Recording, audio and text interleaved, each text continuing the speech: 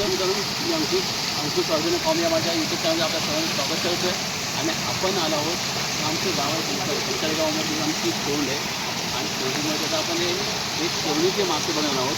आणि तो प्रोग्राम आता आपण माझे मित्र सहकारी सगळे माझे काका आहेत, माझे भाऊ आहेत आणि सगळे मित्र आहेत. मी मासे मारणार पारंपरिक पद्धतीने, जसं आपण म्हणतो रामसर करतो किंवा रिंग्या वाचतो आपण. रिंगामध्ये जी ती वाळू असते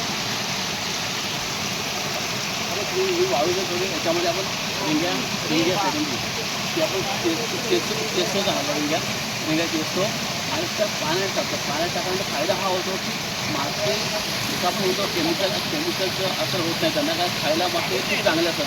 त्या रिंगी असून ही एक साबणचा प्रकार असतो जो आपण साबणामध्ये वापरला जातो. तेच आपण मासेचे डोळे बंद होण्यासाठी काम येतं.